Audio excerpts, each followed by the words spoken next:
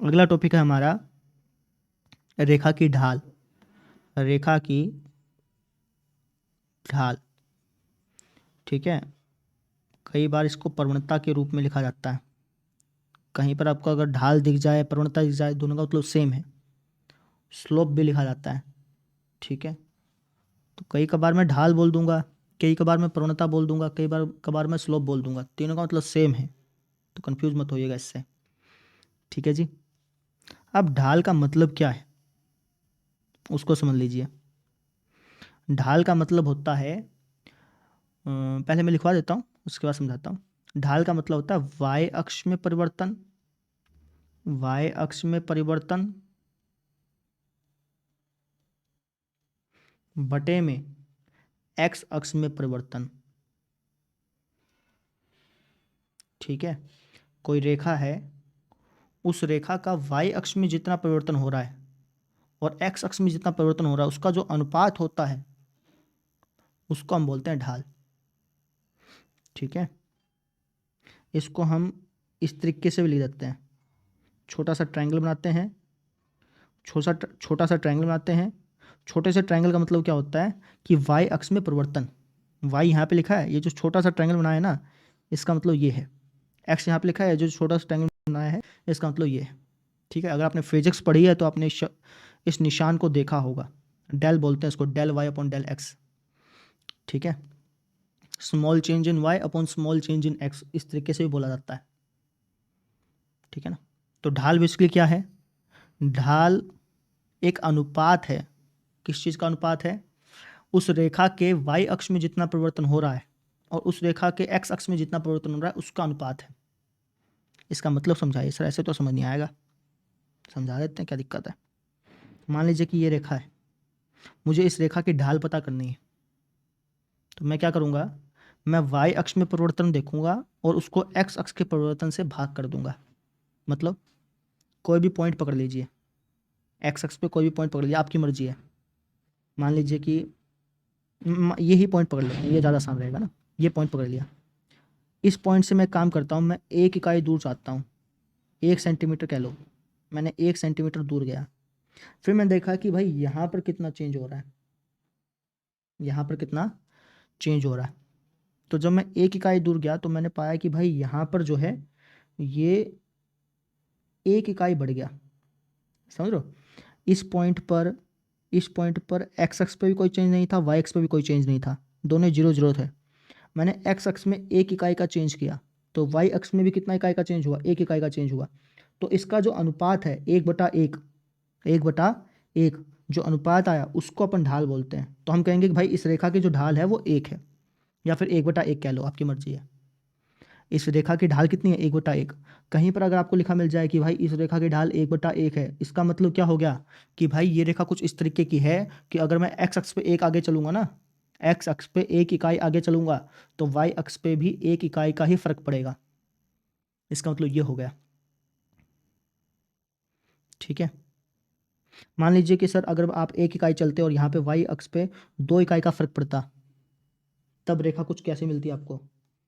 रेखा जो है वो थोड़ी सी ऊपर की तरफ होती, कुछ इस तरीके की होती, है ना। इस रेखा की जो ढाल है वो कुछ इस प्रकार की पाती कि भाई मैं 1 इकाई आगे चल रहा हूँ और यहाँ पे 2 इकाई बढ़ रहा है, ठीक है। तो कहीं पर अगर आपको ऐसा लिखा हो 2/1, तो आप समझ जाएंगे ना कि भाई रेखा जो है ये वाई अक्ष की तरफ आ रही है, ठीक है। अगर मान लीजिए कि मैं लिख दूँ 50/1, 50/1 ऐसा लिख दिया, इसका मतलब क्या है कि अगर आप 1 इकाई आगे चलते हो, एक्स अक्ष में 1 इकाई का चेंज करते हो, तो वाई अक्ष में 50 इकाई का चेंज हो रहा है।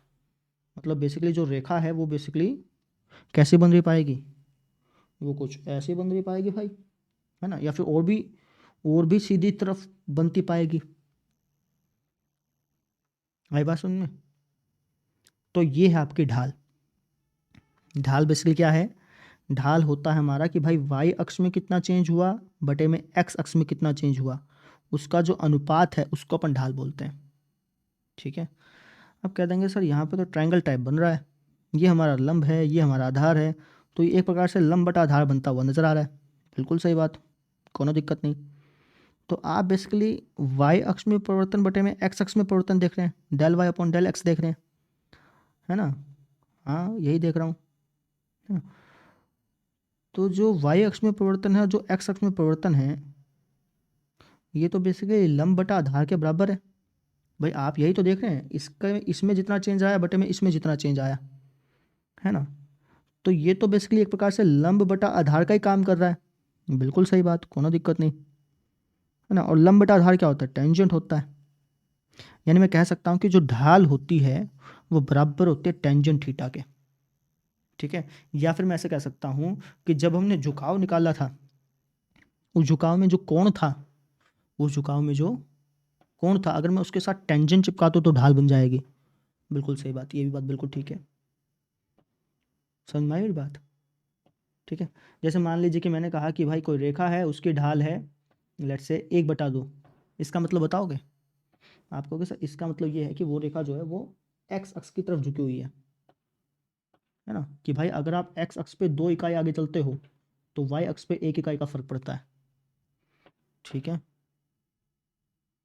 समझ में आ गई ये चीज़ें? क्लियर हुई? अब यही बातें आपके बुक में लिखी हुई हैं, दिखा भी देता हूँ।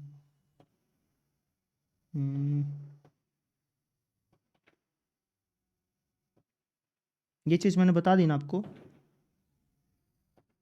देखिए, यदि थीटा किसी रेखा एल का झुकाव है, कोई रेखा है एल, इसको एल नाम दे दिया, और थीटा जो है वो इसका अगर झुकाव है, तो जो टेंजेंट थीटा होगा वो इसकी ढाल कहलाएगी। समझा दिया। टेंजेंट थीटा ही क्यों, इसका रीजन भी बता दिया। क्योंकि जो ढाल है वो basically del Y upon del x होता है। वाई में आप जितना चेंज कर रहे हो और एक्स में जितना चेंज हो रहा है उसका अनुपात होता है। और सही सेम चीज़ टेंजेंट भी बोलता है। तो इसलिए ढाल जो है वो टेंजेंट थीटा के बराबर होती है, ठीक है? समझ में आ गई बात? जो ढाल होती है इसको हम जनरली स्मॉल एम से रिप्रेजेंट करते हैं, ठीक है? जैसे कोण होता है उसको हम थीटा से रिप्रेजेंट कर देते हैं, वैसे ढाल जो है इसको हम स्मॉल एम से रिप्रेजेंट करते हैं। क्लियर होगी? अच्छा, कुछ और बातें भी हैं, उनको भी देख लेते हैं। कुछ और बातें कैसे? जैसे मान लीजिए कि ये वाई अक्ष है, ये एक्स अक्ष है। मैं एक रेखा खींच देता हूँ जो जो कि इस वाई अक्ष के समांतर है, मतलब बेसिकली उसका यहाँ पे कोण 90 डिग्री बन रहा है, ठीक है? अब मैं आपसे पूछता हूँ कि इस रेखा की ढाल बताओ क्या होगी? तो आप कहेंगे सर ढाल बराबर होता है टेंजेंट थीटा के, यानी टेंजेंट 90 डिग्री पे, टेंजेंट 90 डिग्री पे क्या होता है? अपरिभाषित। यानी इसकी जो ढाल है वो क्या है? अपरिभाषित है। क्या है?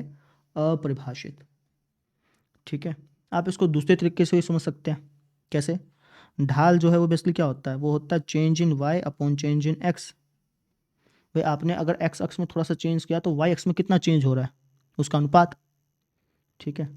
अब जैसे मान लीजिए कोई भी पॉइंट ले लीजिए, मान लीजिए कि इस रेखा पर मैं ये वाला पॉइंट ले लेता हूँ। इस रेखा पर आप कोई भी बिंदु ले सकते थे, आपकी मर्जी थी, ठीक है? मान लीजिए कि मैंने ये पॉइंट ले लिया। अब इस पॉइंट से अगर मैं मान लो 1 इकाई दूर जा रहा हूँ तो मुझे बता सकते हो कि वाई अक्ष पे कितना फ़र्क पड़ा? तो आप कहेंगे सर वाई अक्ष का तो पता ही नहीं चल रहा, चलता जा रहा है, चलता जा रहा है, चलता जा रहा है ना? यानी अपन उसको पकड़ ही नहीं पा रहे, समझ लो, चलता ही जा रहा है। अब ऐसा तो है नहीं कि भाई ये जो लाइन है ये कहीं आगे जाके मिलेगी, ऐसा भी नहीं है। तो इसलिए ये क्या होता है? अपरिभाषित। टेंजेंट 90 पे क्या होता है? अपरिभाषित। नहीं समझे? जैसे ये वाई अक्ष है, ये एक्स अक्ष है, एक रेखा मैंने खींच दी कुछ इस तरीके की। अगर मैं आपसे बोलूँ कि भाई इसकी ढाल बताओ, तो आप कह दोगे सर एक इकाई अगर मान लो यहाँ पे गए तो इसका और इसका अनुपात हम देखते हैं ना, तो ये लेंथ हमें पता चल जाएगी, ये हमें पता चल जाएगा कि कितना चेंज हुआ, है ना? हमें लेंथ से मतलब नहीं है, पहली बात आप समझिए। हमें इस लंबाई से मतलब नहीं है, हमें चेंज से मतलब है कि कितना चेंज हुआ, कितना बदलाव हुआ, उससे मतलब है, ठीक है? अगर आप इस बिंदु पर देखें तो इस बिंदु पर एक्स अक्ष भी जीरो था और वाई अक्ष भी जीरो था। हमने एक्स अक्ष पे 1 इकाई आगे बढ़े तो हमने देखा कि वाई अक्ष पे कितना फ़र्क आया, उसका अनुपात हम देख रहे थे बेसिकली, है ना? तो यहाँ पे हमें पता चल पा रहा है, लेकिन यहाँ पे नहीं पता चल रहा। अगर आप इस पॉइंट पे देखें तो एक्स अक्ष और वाई अक्ष दोनों सेम है, लेकिन एक्स अक्ष पे 1 इकाई चल रहा हूँ तो वाई अक्ष पे कितना बदलाव आया ये हमें नहीं पता चल रहा, तो इसलिए अपरिभाषित है, ठीक है? आप जरूरी है कि यही पॉइंट लेना है, कोई भी पॉइंट ले लो। मान लो कि आपने ये पॉइंट लिया, इस पॉइंट के निर्देशांक हैं लेट से 2,5 मान लेते हैं, ठीक है। अब अगर एक्स अक्ष पे आप एक इकाई आगे बढ़ते हो तो वाई अक्ष पे जितना बदलाव होगा ना, इसका जो अनुपात है, सेम ही होते हैं, चाहे आप इसका अनुपात देख लीजिए चाहे आप इसका अनुपात देख लीजिए, ठीक है। मान लीजिए कि ये हो गया हमारे पास 3, अगर मैं एक्स अक्ष पे गया तो यहाँ पे मान लीजिए कि ये आ गया 3,5 आ गया, ठीक है। और ये वाला जो पॉइंट है ये आ गया मान लीजिए लेट्स से 3,7 ऐसे आ गया। तो समझिए मैं यहाँ पे एक्स अक्ष पे कितने इकाई आगे बढ़ा, आप कहेंगे सर एक इकाई आगे बढ़े, और यहाँ पे वाई अक्ष में कितना इकाई चेंज हुआ, आप कहेंगे सर 2 इकाई चेंज हुआ, ठीक है ना। अगर मैं आपसे इस रेखा की प्रवणता पूछूं तो ज़रूरी नहीं कि आप यहाँ से ही बताएं या फिर कोण से ही बताएं, भाई कोण दे रखा उसके साथ टेंजेंट चिपकाएंगे तभी उसकी प्रवणता पता चलेगी, तभी उसकी ढाल पता चलेगी, ऐसा जरूरी नहीं है, ठीक है। ढाल बताने के अलग अलग तरीके होते हैं, एक तरीका नहीं है कि सिर्फ कोण दे रखा होगा तभी अपन ढाल बता पाएंगे, इसके और भी तरीके हैं, उन तरीकों को हम सीखेंगे धीरे धीरे, ठीक है जी। अब यही बात आपके बुक में भी लिखी हुई है, देखिए वह रेखा जिसका झुकाव 90 डिग्री है उसकी ढाल परिभाषित नहीं है। क्यों नहीं है इसका रीज़न मैंने आपको बता दिया, 2 तरीके से आप समझ सकते हैं, टेंजेंट के तरीके से भी आप समझ सकते हैं, जो ढाल की जो परिभाषा है del Y upon del x उसके तरीके से भी आप समझ सकते हैं। अच्छा, एक रेखा की ढाल को हम m से व्यक्त करते हैं, ये भी मैंने आपको बता दिया, छोटे m से रिप्रेजेंट करते हैं। इस प्रकार m बराबर होता है टेंजेंट थीटा के, बिल्कुल सही भाई, ढाल जो है ये बराबर होता है किसके, टेंजेंट थीटा के, यही बात मैंने बताई ना आपको, हाँ जी। ढाल को हम रिप्रेजेंट करते हैं स्मॉल m से, तो स्मॉल m बराबर हो गया टेंजेंट थीटा के, बिल्कुल सर। जहाँ पे थीटा की वैल्यू 90 डिग्री नहीं हो सकती, क्यों नहीं हो सकती, क्योंकि 90 डिग्री पे अपरिभाषित होता है, इसलिए 90 डिग्री नहीं लेना, ठीक है ना। समीकरण में हम कभी भी ऐसी वैल्यू नहीं लेते जिससे वो समीकरण अपरिभाषित हो जाए, इसलिए इन्होंने थीटा की वैल्यू 90 डिग्री नहीं लेने को कहा है, ठीक है। यह देखा जा सकता है कि एक्स अक्ष की ढाल 0 है और वाई अक्ष की ढाल परिभाषित नहीं है, बिल्कुल सही बात है। एक्स अक्ष पे कोई भी रेखा होगी उसकी ढाल 0 होगी, वाई अक्ष पे कोई भी रेखा होगी उसकी ढाल अपरिभाषित होगी, ठीक है जी। चलिए यहाँ तक हमने समझ लिया है ना। अब हम अगला टॉपिक पढ़ रहे हैं। अगला टॉपिक है हमारा रेखा की ढाल जब उस पर 2 बिंदु दिए गए। मैंने तुम्हें क्या बताया कि अगर तुमसे कोई रेखा की ढाल पूछ ले तो उस रेखा की ढाल को बताने के अलग अलग तरीके हैं, क्या क्या तरीके हैं वो समझिए। अगला टॉपिक है हमारा ढाल पाने के तरीके, ठीक है। क्वेश्चन कैसा मिलेगा, क्वेश्चन में आपको कोई इन्फॉर्मेशन दे देगा और फिर आपसे बोल देगा कि भाई इसकी ढाल बताओ। जैसे मान लीजिए कि ये वाई अक्ष है, ये एक्स अक्ष है, एक रेखा आपको दे दी और ये कोण आपको बता दिया और आपसे पूछ लिया कि भाई इस रेखा की ढाल बताओ। जब आपको कोण बता दिया गया हो और रेखा की ढाल पूछ ली गई हो तब ढाल कैसे बताओगे, तो आप कहोगे सर आपने बताया था अभी कि ढाल जो है ये टेंजेंट थीटा के बराबर होती है, अगर हमें ये थीटा दे रखा है तब तो ढाल हम आसानी से निकाल लेंगे, थीटा की जगह वैल्यू रख देंगे, मान लीजिए कि 45 डिग्री दे रखा है तो ढाल कितनी हो जाएगी, ढाल बराबर हो जाएगी 1 के, आ गया अपना आंसर। तो अगर आपको थीटा दिया गया हो, अगर आपको प्रश्न में कोण दिया गया हो, कोण कौन सा, धनात्मक एक्स अक्ष के साथ वाला, कभी ये वाला कोण दे रखा हो तो ये वाला निकाल लेना, ठीक है ना। तो अगर आपको ये वाला कोण दे रखा है और आपसे ढाल पूछी है तो आप ये वाला फॉर्मूला लगा करके ढाल आराम से बता सकते हैं, ठीक है। ढाल कितनी आ गई 1। अब इस 1 का मतलब क्या है, 1 का मतलब है 1/1, 1 को 1/1 लिख सकते हैं। अब इस 1/1 का मतलब क्या है कि अगर मैं इस रेखा पर कोई भी बिंदु ले लूँ, चाहे ये वाला ले लें, ये वाला ले लें, कोई भी आप बिंदु ले लीजिए, मान लीजिए ये वाला बिंदु ले लिया, तो इस बिंदु से इस बिंदु पर अगर मैं एक्स अक्ष में 1 इकाई का चेंज करता हूँ तो वाई अक्ष पे भी 1 इकाई का चेंज होगा, इसका मतलब ये हो गया। ज़रूरी नहीं कि यही बिंदु लेना है, इस अक्ष पे, इस रेखा पे आप कोई भी बिंदु ले लीजिए, कोई भी बिंदु, आप हर एक बिंदु पर यही ढाल पाएंगे। आई बात समझ में, ये इसका मतलब हो गया, क्लियर हुआ, समझ में आया कुछ ये चीज़ें। सर फिर मान लीजिए कि कोई रेखा इस प्रकार से है, लेट से इस तरीके से, है ना, ठीक है। इसको समझने के लिए एक काम करते हैं, इसको बस इतना ही बनाते हैं, कोई रेखा इस तरीके से है, ये पॉइंट है अपना 0,0, ऑब्वियस सी बात है, पता है तुमको, है ना। ये पॉइंट मान लो लेट से है 1,5। अब कोई मुझसे कह दे कि भाई इस रेखा की ढाल बताओ, उसने अब की बार कोण नहीं दिया, उसने डायरेक्टली पूछ लिया कि इस रेखा की ढाल बताओ, तब कैसे बताऊंगा? सोचिए, खुद सोचिए, दिमाग लगाइए, इस रेखा की ढाल कैसे बताऊंगा फिर मैं, है ना। ये रेखा जरूरी नहीं कि इतनी देगा, ये रेखा आपको लंबी खींचनी होती है वैसे, लेकिन समझने के लिए मैं बता रहा हूँ कि अगर ये रेखा इतनी है तो इस रेखा की कोई ढाल पूछ ले तो कैसे बताओगे? कोण नहीं दिया उसने, कोण दिया होता तो यहाँ से बता देते, कोण ही तो नहीं दिया, अब ढाल कैसे बताओगे?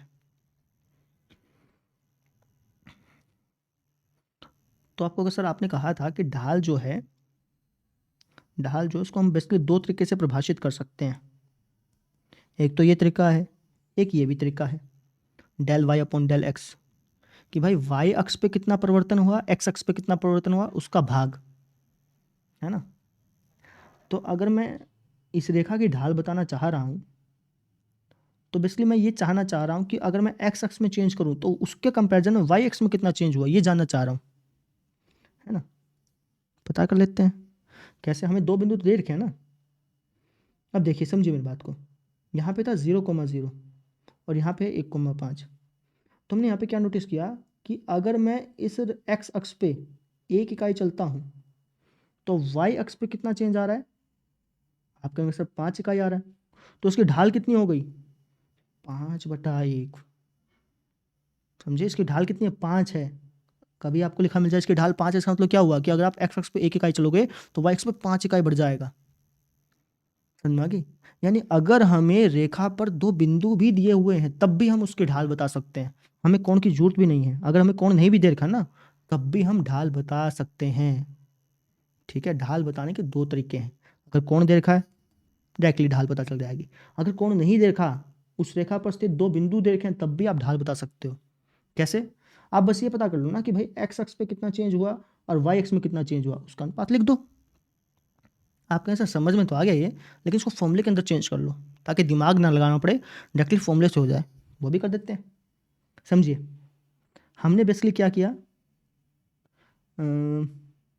इसको आप वैसे भी 2-3 तरीकों से समझ सकते हैं। समझिएगा, ढाल हमारी कितनी है, 5/1। अब ये 5 दूसरे तरीके से भी आ सकता था। कैसे? अगर 5 में से आप 0 घटाते तब भी 5 आता, 1 में से 0 घटाते तब भी 1 आता, है ना। तो अगर आपको ढाल बताना है तो आपके पास जो दो बिंदु हैं उसमें आप क्या करिए, जो वाई अक्ष के निर्देशांक हैं उनको घटा दीजिए, बटे में एक्स अक्ष के निर्देशांक घटा दीजिए, आपके पास ढाल आ जाएगी। एक ये तरीका है समझने का। ठीक है, ठीक है जी।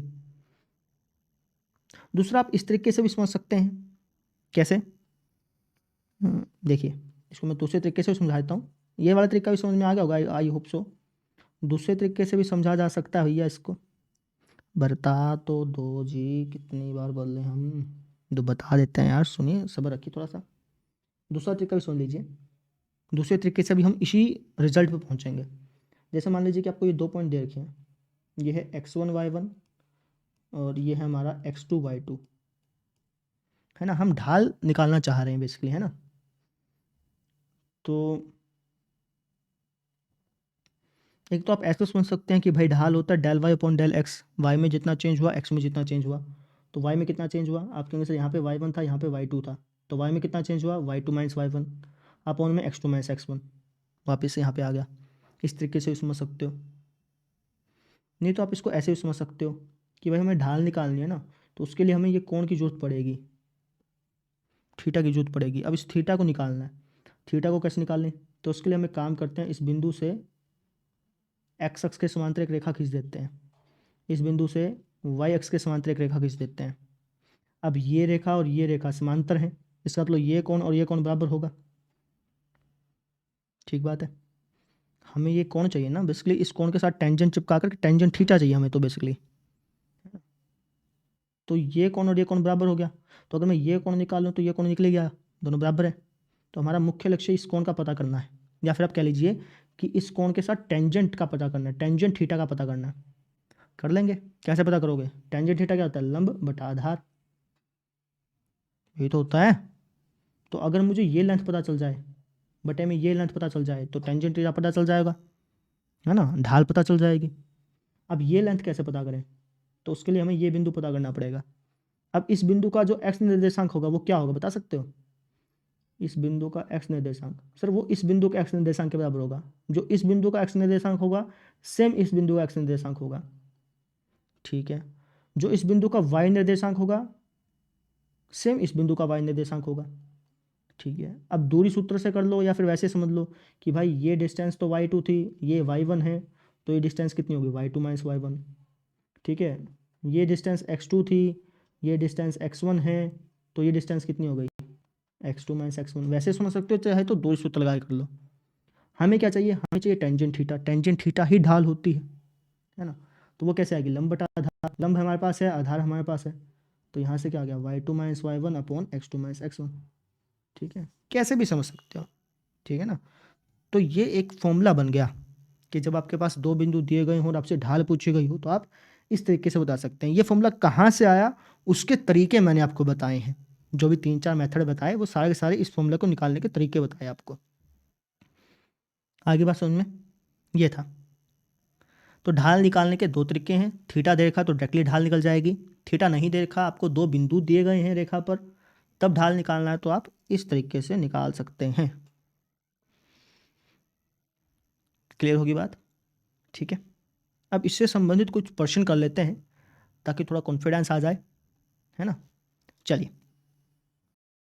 तो ये आपका उदाहरण नंबर 1 है, इसको देख लेते हैं। इसका एक प्रश्न मैं करा दूंगा, बाकी आप खुद ब खुद करिएगा, ठीक है। क्या लिखा है कि उन रेखाओं की ढाल ज्ञात करें जो 3,-2 और -1,4 से होकर जाती हो, ठीक है ना। इसको चाहे तो आप थोड़ा सा ग्राफिकली समझ लें, फील आ जाएगा थोड़ा सा आपको, है ना। 3,-2 लगभग यहाँ पे, -1,4 लगभग यहाँ पे, तो एक रेखा है जो कि यहाँ से जाती है, ऐसे जाती है। आपसे ढाल पूछी है ना। बता देंगे ढाल क्या होता है। ये जो कोण होता है इसके साथ टेंजेंट चिपका दीजिए, वो ढाल है ना। दो अलग अलग तरीकों से ढाल को डिफाइन कर सकते हैं। तो हमें तो पता है ये ढाल क्या हो जाएगा, y2 minus y1 upon x2 minus x1। तो 4 माइनस माइनस 2 बटे में -1 -3, तो ये हो गया 4 प्लस 2 अपॉन में -4, ये हो गया 6 बटे में -4, 2 दूनी 4, 2 तिया 6। ढाल कितनी आ गई, 3 बटा -2, 3 बटा -2, या फिर आप -3/2 कह लीजिए, आपकी मर्जी होती है, ठीक है। अब इसका मतलब क्या है, ढाल -3/2 आगे, इसका मतलब क्या है, ये क्या दर्शाना चाह रहा है। तो इसका मतलब ये है कि अगर आप एक्स अक्ष पे 3 इकाई पीछे की तरफ चलेंगे, तो वाई, सॉरी मैंने उल्टा बोल दिया, एक्स अक्ष पे 2 इकाई अगर आप आगे की तरफ चलेंगे, ऊपर नीचे का फर्क भूल गया ना मैं, ठीक है। अगर आप एक्स अक्ष पे 2 इकाई आगे की तरफ चलेंगे तो वाई अक्ष में 3 इकाई का कमी होगा। देख लीजिए नीचे की तरफ जा रही है, ठीक है। तो जब इंजीनियर्स को ऐसे बोल दिया जाता है ना कि यार इस रेखा की ढाल -3/2 है, तो उसके दिमाग में अपने आप ही पिक्चर बन जाती है कि भाई रेखा जो है ना वो कुछ इस तरीके की पाएगी, ठीक है ना। मतलब हो सकता है कि उसके दिमाग में ऐसी पिक्चर बने, लेकिन उसके दिमाग में इतनी ही झुकी हुई रेखा की पिक्चर बन जाती है, क्योंकि उसको आदत पड़ जाती है ना बार बार इन शब्दों को सुनने की। समझ रहे हैं, बस इस तरीके से हम ढाल बता सकते हैं। सेम ऐसे ही दूसरा है, तीसरा है, चौथा भी ऐसे ही है, खुद ब खुद कर लीजिएगा। क्लियर।